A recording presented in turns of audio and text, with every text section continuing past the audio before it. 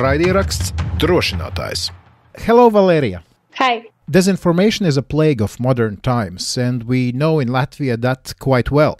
But what does it mean during the time of war? Obviously, the stakes are much higher. Disinformation can harm not only your well-being or health, can harm your emotions. There are situations when disinformation is a threat to people's life. It may sound strange for people not living in somewhere near front lines or in war conditions, and it sounded strange even for me several years ago, but now I understand that all false notifications about the evacuation corridors, about aid from different organizations, about shellings even, can harm life directly. The brightest example is the beginning of Russian full-scale invasion when Mariupol was occupied, and the information about green corridors for evacuation from the city changed not even daily, but in some hours. And there are stories when people tried to leave the city, but they appeared under shelling because they got wrong information about evacuation points. What are the media where you are checking, and what sort of disinformation do you confront the most? In Ukraine, Telegram is the most popular source of news for people. So we mainly monitor Telegram channels, Russian and so-called pro-Russian. What we mean by pro-Russian, these Telegram channels, they try to show if they are Ukrainian. They publish news about Ukraine, but they are controlled from Russia. And we also monitor Ukrainian websites, Ukrainian Telegram channels, sometimes Instagram pages, also Facebook. So the whole informational space in Ukraine is influenced by Russia and Russian different actors. That's why I would say it's a complex monitoring of Ukrainian infospace. Disinformation is mainly connected with war, if to say in general.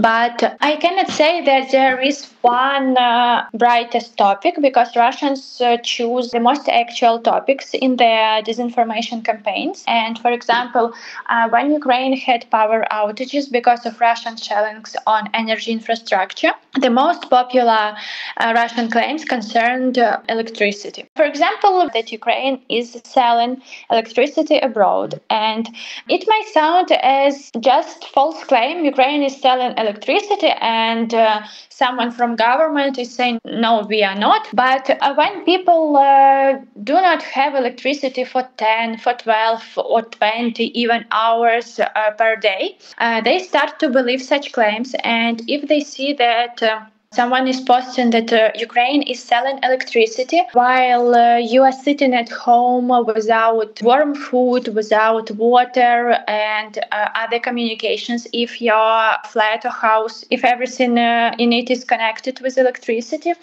you start to believe this, because it's natural that in such conditions people are more vulnerable to disinformation. Russians always try to use even small false claims to influence the public opinion about the government, about Ukrainian authorities, and discredit them, to make people hate Ukraine in general. Does Russia concentrate on, those big, massive conspiracy theories, or they just go drop by drop, just dropping small disinformation one by one and just waiting for it to pile up? I would say that Russia is using both strategies. Because, yes, the main activity is to drop these small cases of disinformation, small fakes, on different actual topics, like covering everything that is happening in the country. But on the other hand, there are so-called experts or big Telegram channels or media who publish analytics, or how they call it. They connect all these claims in different series, in big narratives, and the main aim of all these claims spread by Russia is to discredit Ukrainian government and to make people think that if Ukraine is occupied by Russia, it would be better for people to live here than under Ukrainian government. So some channels play the role of these garbage bins where all small fakes are published, and others try to influence public opinion not only by giving them some claims, but publishing explainers, analytics with right messages, right as they consider, to influence the public opinion. We know that Russia has put millions into disinformation campaigns all around Europe, in Ukraine, of course, as well. Are you physically capable to stand against such amount of disinformation? And how many there are fact-checkers in Ukraine? I guess VoxCheck is not the only organization in the country that does this work. To be honest, it's hard even for a big amount of Ukrainian and European fact-checkers and different NGOs to counter Russian propaganda. The best example to understand is conspiracy theories and people who believe in them. The same is a little bit applies for these Russian narratives. When you hear strange conspiracy theory, you have many details, many strange connections, interesting information. They may be false, but you have them. And when you try to oppose this conspiracy theory and give some serious facts without any interesting details, and it's hard to counter such theories, not connected even with war, but it's hard to make people believe in true information that may be not so interesting with not so many strange details. The same is with Russian disinformation, because disinformation attacks the most vulnerable groups of population and chooses the most vulnerable topics where truth may be not so visible, may spread not so quickly because it's more positive. Negative information is spreading faster. Taking into account all Russian budgets and big Russian ecosystem of disinformation, it's hard work against it. In Ukraine, except VoxCheck, there are several big fact-checking organizations, Stop Fake and Gwara Media. They are also members of IFCN, International Fact-Checking Network. And we also have fact-checking organizations in different regions that work as departments of regional media. Also, we have two governmental centers, Center for Countering Disinformation, working under the Security Council, and Center for Strategic Communications, working under Ministry of Culture and Information Policy. These centers also debunk Russian propaganda as part of their work, have their own audiences, but unfortunately, disinformation is spreading much faster. Even doubling our efforts, we won't be able to produce so much true content, so much debunkings as Russia is producing disinformation claims. So then I must ask, what is the strategy of VoxCheck when you understand that you cannot debunk every piece of disinformation put out there by Russia or anyone else? And how do you spread your fact-checking results? I would say we have two strategies, short-term and long-term. And our short-term strategy, it's even not a strategy to our short-term activity. We debunk false claims when we see them. We spread the true information, the debunking of false claims in our social media, in different Ukrainian media. We produce videos, work with Ukrainian public broadcaster. So we have some points of contact with different audience. But long-term strategy is more focused on pre-bunking on developing critical thinking and media literacy of Ukrainian audience. How do you do that? We try to engage with different actors and except publishing educational content in our social media, we started to work with different regional media.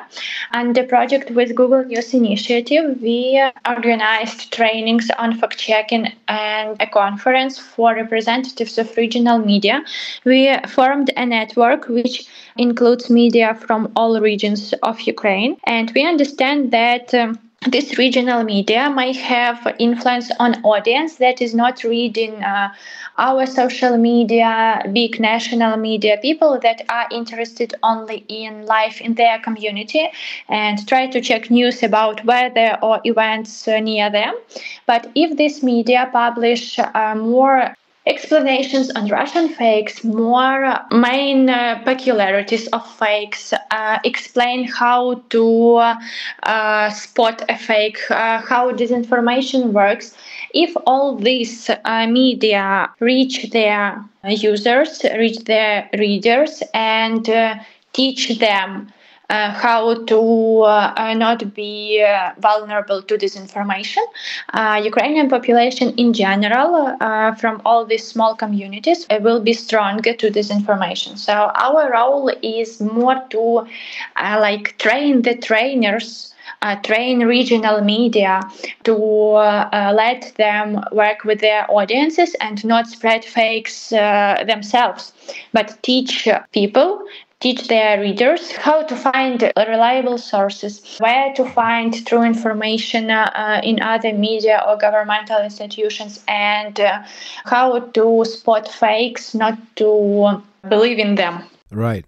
Just a couple of weeks ago, you organized a special conference in Kiev about fact-checking in regions with the help of Google News Initiative.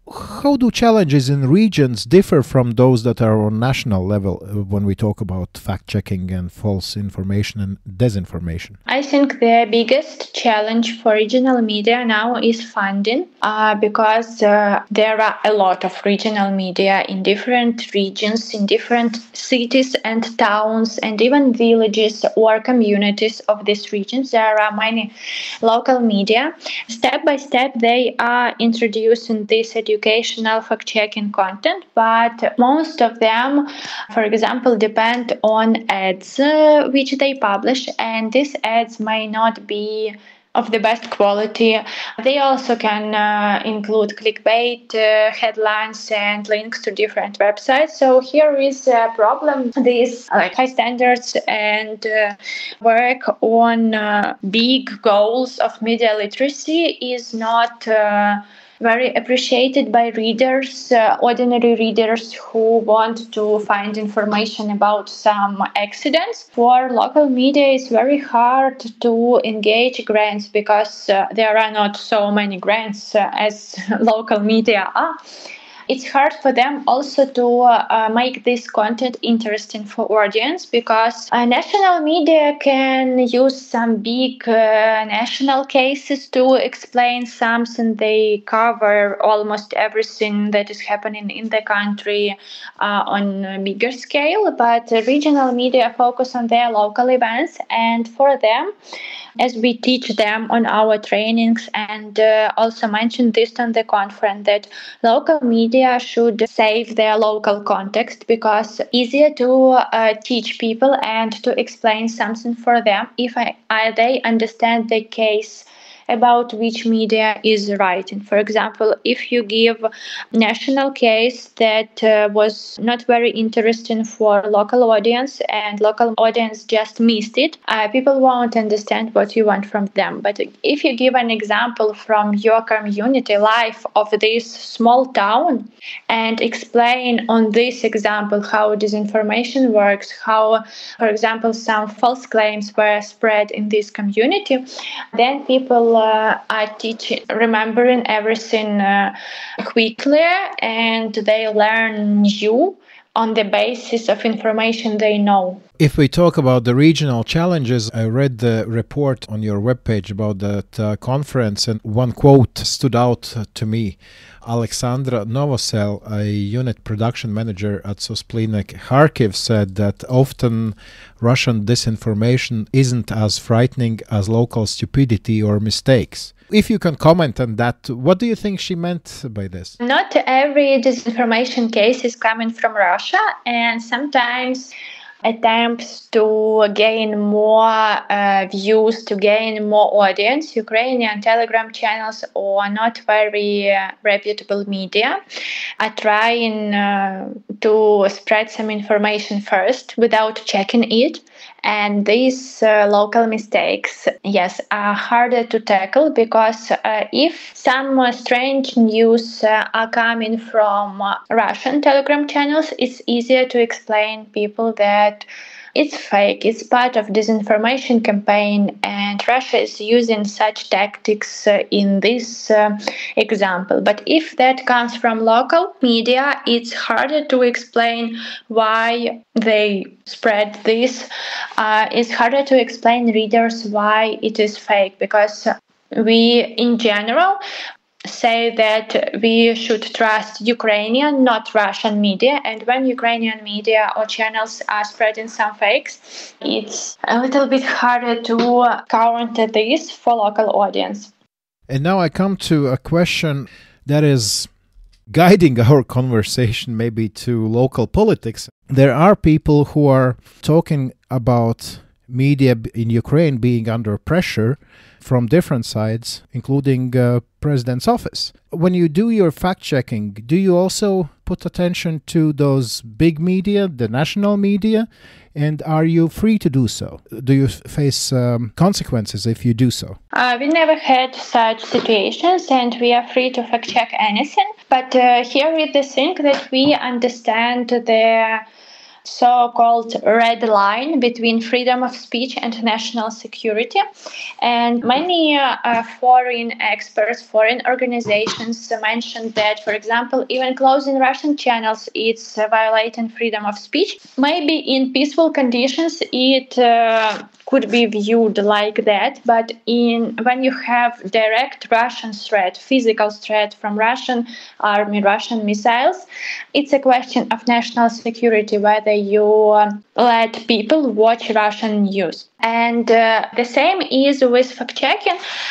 Sometimes there can be cases when we understand that a fact-check may bring more harm to Ukrainian audience than for example, provide some useful insights for them. When we talk about sensitive topics like shelling, like peaceful plans, we cannot comment on everything, and we have to understand that criticizing Ukrainian government on every step they do will lead to our defeat, because now we have to be united with our government, the whole population, because we have one big threat, Russia.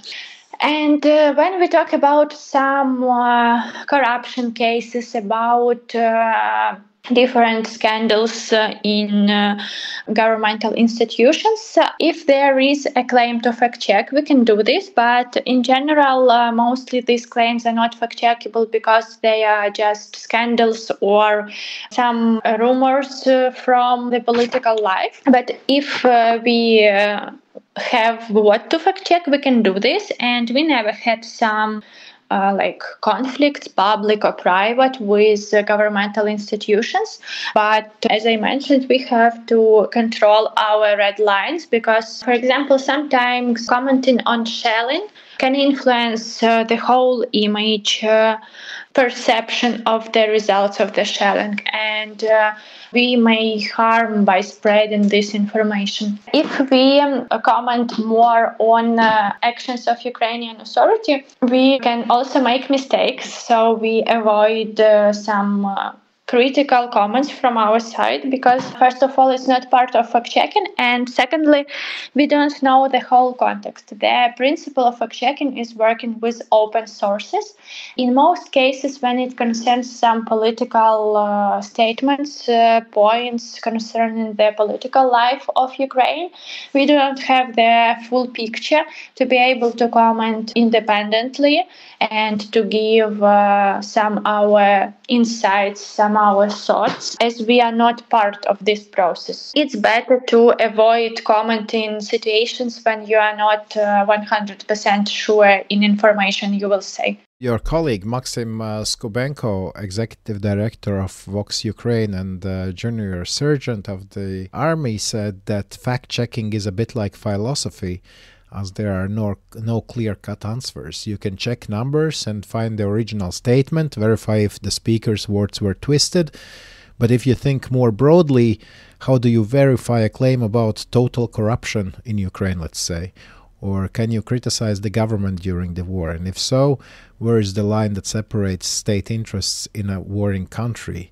Sometimes fact-checking is about asking yourself questions that you'd rather not answer. I'm aware that I wouldn't find answers to some questions, but I keep asking them because our victory and future in this country depend on it. So basically, that's what you were talking about yourself as well. But are you not afraid that basically what you just were speaking about could be seen as some sort of self-censorship?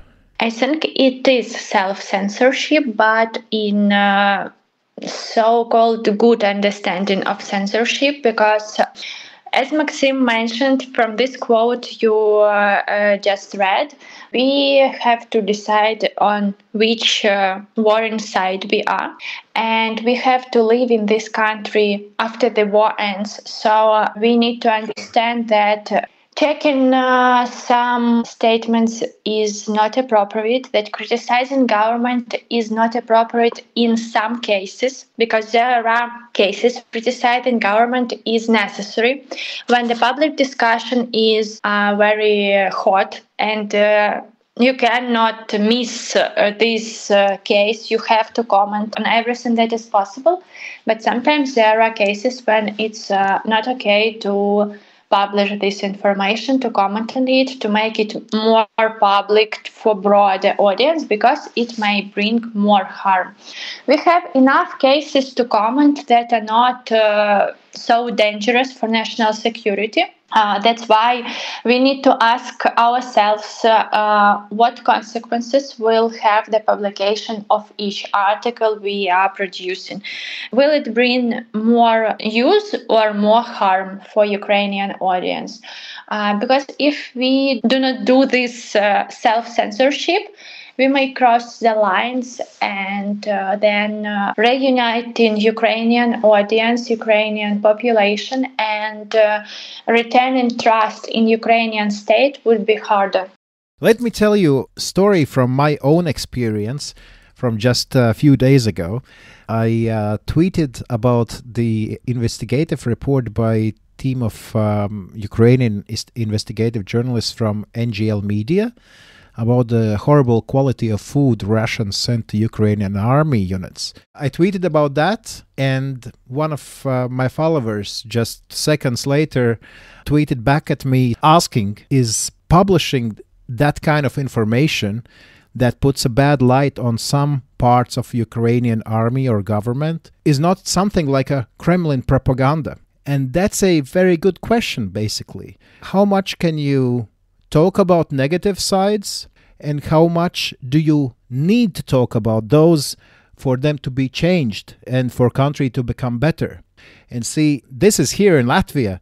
We of course follow you and we support you, but time to time there are these stories that I think it's important to talk about them for system to get better and for Ukraine to come out of the war a better country, a better society.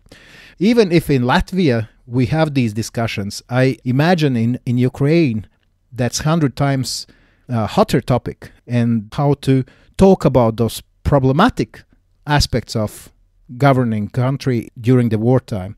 It's even much harder, right? Yes, it's very hard topic, but in such cases, we need to understand that food for Ukrainian armed forces, that clothing, for example, winter uniform, all the things they get, all the supplies should be of the highest quality, because if they do not have enough supplies, if they have bad food, if they don't have suitable clothing for winter, for example, it's question of their survival, and the question of their survival is question of survival of whole Ukraine, of the regions not on the front lines.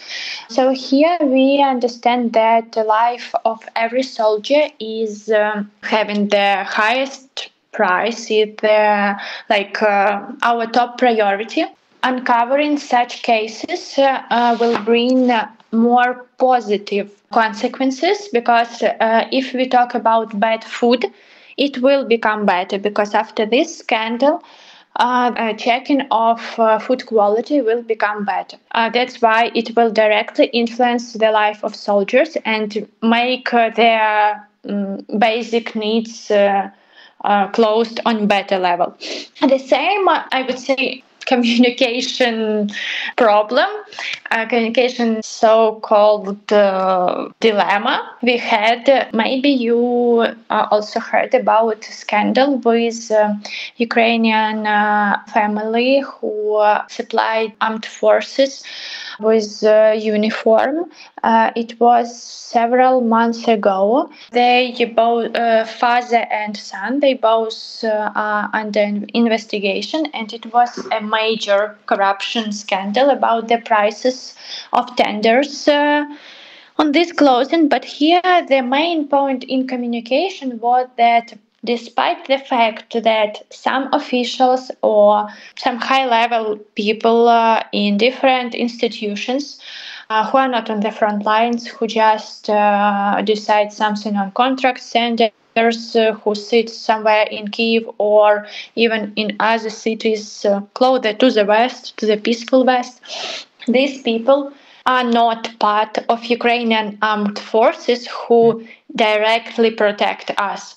Yes, this corruption scandal is a little bit harmful for the trust in Ukrainian government, but in general, the main focus is that those protecting you on the front lines are not guilty, that people in the back, that people in on higher levels trying to earn more money. So please do not stop supporting by your donations, sending help directly to people different hotspots, and they have some needs that are covered by volunteers or by bigger foundations, but also that work with voluntary donations from people. So here is this direct division in communication strategy, that soldiers of Ukrainian army are protecting you. People on higher levels, some of these officials are corrupt, and we need to uncover them and change them on someone more professional, on someone working towards interests of Ukrainian army to make the conditions for soldiers better, not to steal money from the state, just people with good reputation. So these scandals are very harmful, but in the same time they are very making big progress in some aspects. They are making difference. They are helping to make faster changes. Some of these changes are painful, but the result is faster and better. Because, like I mentioned, if we talk about food or clothing, how painful these scandals are for high officials, it's more painful for soldiers to suffer from this lack of basic needs from the state. And if we talk about it publicly, we get the chance to improve their conditions faster. When we want to know what's really happening in Ukraine, what would be your tips for us to not fall victims to disinformation when consuming news from Ukraine? In In general, you shouldn't read Russian news at all. So the first and the main rule is to read trustable sources. For example, we have Kyiv Independent. It's Ukrainian media that is mainly working for foreign audience and publishing its content in English.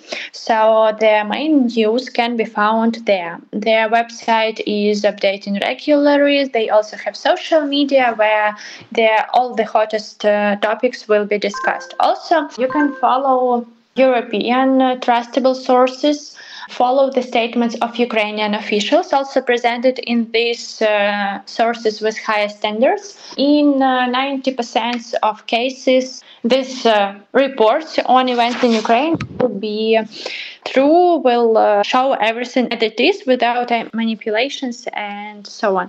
Also, there is Ukrainian so-called white list of media that is formed annually, and if you're reader, so you can understand some information in Ukrainian, it's great to follow big national media that are in this list, and sometimes even read 2 or 3 publications and choose the media you like the most, and of course compare the news in this media and make your own conclusions. Now reading in Ukrainian is no problem thanks to Google Translate and other services.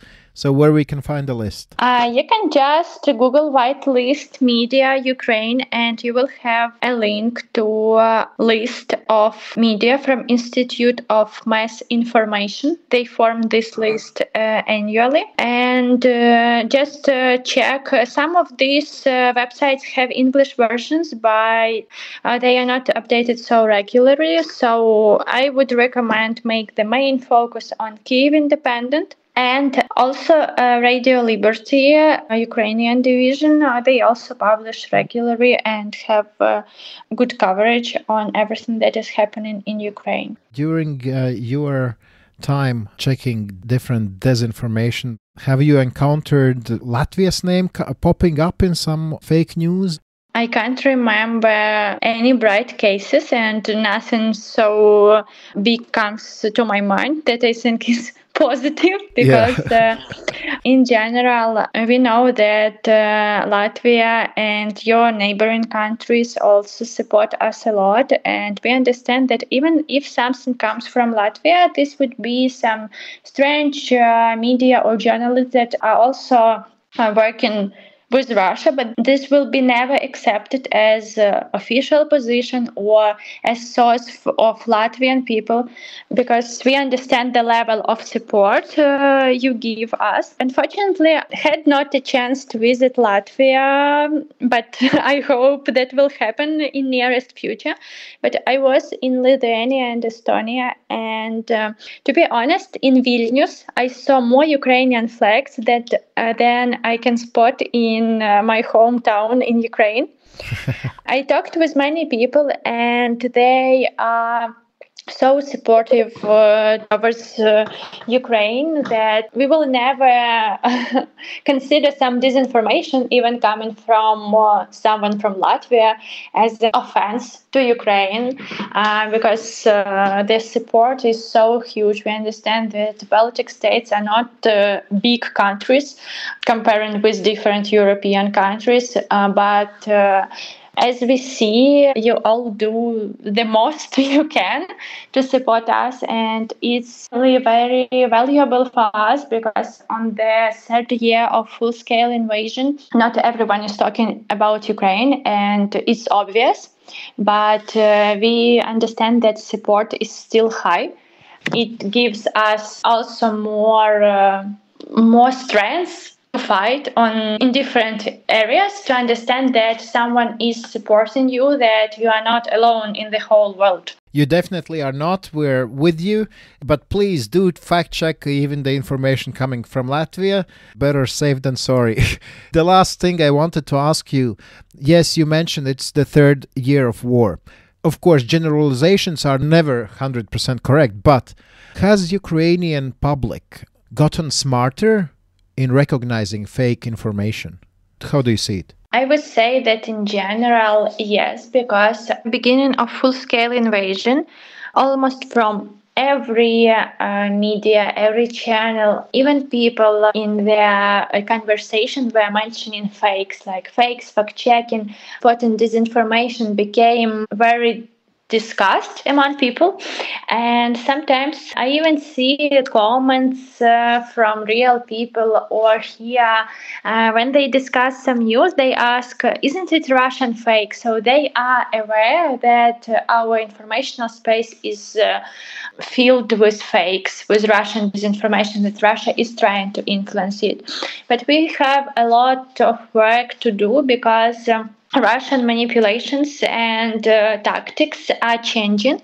They also adapting to the situation, and they understand that some very so-called cheap fakes, for example, bad-made deep fakes with Ukrainian politicians, will be easily recognized by Ukrainian audience. So they try to create more complex fakes, to use more difficult topics, complicated cases, because it's harder for ordinary people to recognize them. Like, we are playing is not the right word here, but we are having this step-by-step complication when Russia is making fakes more complicated. Ukrainian audience is more aware about them and understands more tactics, more propaganda statements. Then Russia is complicating more, and we are one more time trying to teach our audience what is new, what tools were used, why is it fake, because it's not so obvious. So we have these turns in tackling disinformation, and unfortunately disinformation will become more and more complex because Russians are following very precisely what is happening in Ukraine and choosing the most vulnerable topics. All right, thank you so much, Valeriia. Thank you. Raidieraksts Drošinātājs. Paldies Dīvam par sarunu ar Valēriju Stepaniuku, VoxCheck vadītāja vietnieci.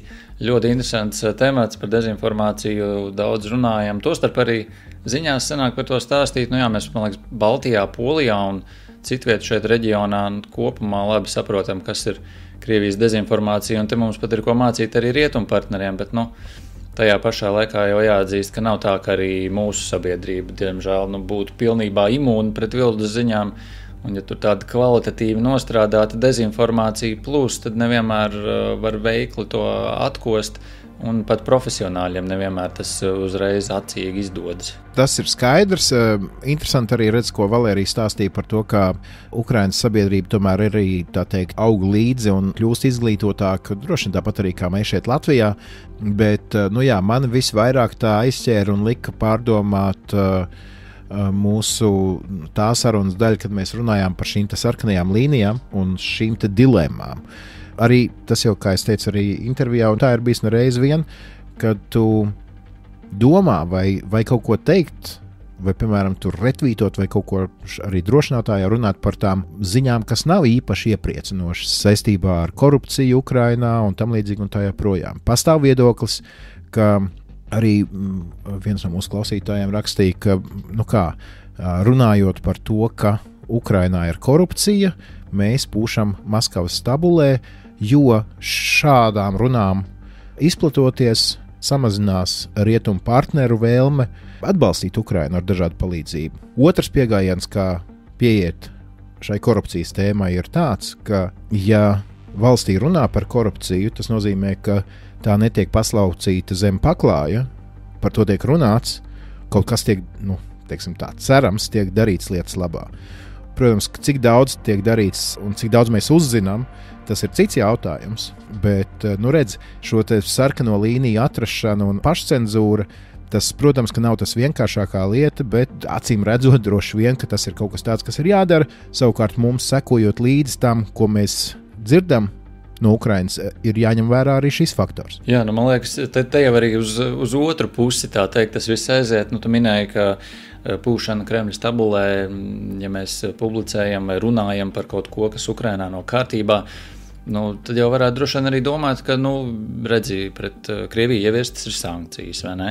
Nav jau viss spīdoši tādā ziņā, ka, nav tā, ka viss strādā, diezgan daudz, kas nestrādā, un Krievijai daudz, kas diemžēl, bet izdodas, un ja mēs runājam par to, ka Krievijai tomēr daudz un veiksmīgi izdodas tās sankcijas apiet, tad jau tajā ziņā mēs arī pūšam Kremļa stabulē un paspodrinam to tēlu, ka, redz, rietumiem nekas nesanāk, bet Krievijai viss izdodas. Starp citu, es te vairākas nedēļas jau skatos uz datiem, bet man bišķiņ biedē tas datu apjoms un negribās būt neprecīzam, bet viena no tēmām, un tu varbūt man pasaki ziņās, jūs cik daudz par to runājat, ka tu saki, redz, piemēram, ka Krievijai izdodas apiet sankcijas, jā, bet daudzos gadījumos Krievijai nebūtu iespējams apiet sankcijas, ja, piemēram, rietumu pusē, tagad nerunāsim par globāliem dienvidiem, piemēram, vai par Irānu vai par Ziemeļkoreju, kur rietumu vērtības uzskati un sankcijas nestrādā varbūt tik daudz, ja? Bet parunājot par rietumiem tieši, ka šīs sankcijas strādā daudz labāk, ja rietumu pusē nebūtu uzņēmēji vai uzņēmumi vai vēl kaut kas neskatoties uz sankciju draudu turpina sadarbību ar Krieviju, un tas vislabāk izpaužās divos, man liekas, veidos. Tā kā mēs redzam, piemēram, ir notriekts kaut kādas Krievijas jaunās svaigi ražotās raķetes vai kaut kādi ieroči un tam līdzīgi, un tur mēs redzam šīs te rietumu komponentes, ja? Un otrs ir, ja mēs paskatāmies uz rietumu valstu eksporta apjomu, tā skaitā Latvijas eksporta apjomu uz tādām valstīm kā Gruzija, Kirgistāna un tas reģions. Skaidrs, ka ir runa par reeksportēšanu tālāk, kad preces it kā tiek nogādātas uz Kirgistānu un pēc tam no tām turienes tiek pārvestas uz Krieviju. Jā, valdības mēģina ar šo cīnīties, bet mēs redzam, ka ne līdz galam tas pagaidām ir izdevies. Jā, protams, tie caurumi ir ne tikai Kazahstānā, apvienotajos Arābu Emirātos, Turcijā, Indijā vai citur, bet tepat jau pie mums arī rietumos un Eiropā, un to mēs paši sev atgādinām, bet ne tik ļoti veiksmīgi tiekam ar to joprojām galā. Un redz, ka mēs paši tagad sev necenzējam, nesenāk mēs tikko runājam par pašcenzūru Ukrainā, tagad mēs bezmazliet pašcenzūru šitiem pat mūsu drošinātājā. Kaut vai šis te gadījums ar mangānu rūdas eksportu caur Rīgas ostu? Jā. No ko? Tad mēs varam gaidīt, rādīt uz pirkstiem viens uz otru, bet ja mēs paši nesperam kaut kādus soļus, negaidot uz citiem, tad arī notiek tas, kas notiek. Labi, tagad, redz, kad kāds atklāja šo informāciju un sabiedrība sāka sašust, tad ātri vien, redz, izrādās, ka var kaut ko darīt un nav jāgaida uz citiem. Bet, jā. Aizfilozofējāmies, Rihard, mēs ar tevi te, ne? Ui, riktīgi. Jā. Bet tev vēl ir pāris lietas, par ko tu gribēji pafilozofēt, man šķiet, ne? Vēl es gribēju pafilozofēt, jā, divas ļoti ātrās lietiņas. Viens ir, es gribu pacelt cepuri to izcili gudro cilvēku priekšā, kuri 2020. gadā izlēma, ka 183,000 eiro jāiztērē viena kāpurķēžu bruņmašīnas uzlikšanai uz postamentu pie ādažu bāzes. Te uzreiz gan ir jāuzcers tie, kuri trako par šo ziņu, ka tas nav bijis tā, ka kara laikā tagad mēs nevis izdomājam sūtīt Ukrainai palīdzību par 183,000, bet tas jau ir bijis 20. gadā, kaut gan 20. gadā acīm redzot kādam, kurš šo pieņēma lēmumu, un šādiem lēmumiem vienmēr ir vārds un uzvārds, šķita, ka visi principā mierīgi, un mēs esam gana droši, lai mēs varētu izskaistināt teritoriju ap ādažu bāzi. Ir vilku pārdomām. Protams, ka tagad kara apstākļos ir pavisam cita uztvere, izmeklēšanas sāks un tā tālāk, vai tagad būtu vērts kaut ko tur sagraut, nauda jau iztērēta, diez vai. Bet tas, ko es gribēju īpaši uzsvērt mūsu klausītājiem un gribēju vaicāt tev arī, Rihard, es teiktu tā, ka nākamā nedēļa, nākamās 10 dienas bez notikumiem Ukrainā, es ļoti aicinātu pievērst uzmanību arī tam, kas notiek Moldovā un Gruzijā. Moldovā, kā zināms, 20. oktobrī notiks referendums, tātad neiedziļinoties detaļās, bet par tā teikt valsts virzību Eiropas Savienības virzienā, un savukārt 26. oktobrī Gruzijā ir, šķiet, kā visi eksperti saka, izšķirošās vēlēšanas Gruzijā, kur ja pie varas paliks esošā valdība, tad tur viņi jau principā īpaši neslēpjot ir solījuši tur raganu medības, un tur mēs varētu redzēt strauju Gruzijas virzību, teiksim, tādā Baltkrievijas stila nedemokrātijā. Tā kā abās šajās valstīs ir ļoti iesaistīta arī Krievijas spalvainā roka ar tā skaitā dezinformāciju, par kuru mēs runājām, tā skaitā ar kaut kādiem finanšu līdzekļiem, jo Krievijas interesēs, protams, ka nav šo abu valstu virzīšanās uz Eiropu. Tāpēc, jā, es aicinu noteikti sekot līdzi, un mēs arī noteikti pievērsīsim tam uzmanību. Un, Rihard, kas notiekās ar Latvijas Radio ziņdienestu plāniem? Es saprotu, ka tu pats arī dosies uz vienu no šīm valstīm. Jā, šim mēs, protams, sekosim līdzi, kā jau to dara daudzās valstīs, un jā, mēs dosimies gan uz Moldovu, atspoguļot šīs vēlēšanas un tur notiekošo arī referendumu par virzību uz Eiropas Savienību, un pats došos jau nākamajā nedēļā arī uz Gruziju, un arī tur jau vēstīšu, kāds tad tur noskaņojums uz vietas, un, protams, to aktuālo, kā tad risinās notikumi gan vēlēšanu laikā, gan, paskatīsimies, kas tad notiks arī pēc tām. To visu jau klausieties radio ēterā. Drošinātāja ēterā tu būsi nākamnedēļ? Būšu, es nekur nebūšu pazudis. Es vēl paspēšu ar tevi aprunāties pirms došos prom. Ok, sarunāts. Labi, tātad sekojam līdzi notikumiem Moldovā šajā nedēļas nogalē, pēc tam nedēļu vēlāk Gruzijā. Protams, ka sekojam līdz tam, kas notiek Ukrainā, nepaļaujamies dezinformācijai, un ja jums ir savs viedoklis un gribat ko mums teikt, un varbūt gribat, lai mēs uzdodam jautājumu Kristīnai, vai gribam, lai jūsu viedokli publiskojam šeit, kā varbūt citu viedokli nekā, ko mēs te runājam, tad rakstiet mums. Vislabākais veids sazināties ar mums ir rakstot uz e-pasta adresi drošinātājs @Latvijas Radio LV. Šai reizē tas arī viss. Jauna epizode, kā vienmēr, katru ceturtdienu raidierakstu platformās un Latvijas Radio mobilajā lietotnē. Savukārt tiem, kuri nelieto šādus informācijas avotus, tiem sakiet, ka mūs var dzirdēt nedaudz tādā kompaktākā versijā piekdienu vakaros 6:15 Latvijas Radio pirmajā kanālā vai programmā, kā saka radio. Pirmajā kanālā. Tad viss kārtībā. Labi, tas arī viss. Paldies, Rihard, paldies, klausītāji. Uz tikšanos nākamreiz. Visu gaišu un atceramies, drošinātājs skaidri un personīgi par karu Ukrainā. Raidieraksts Drošinātājs.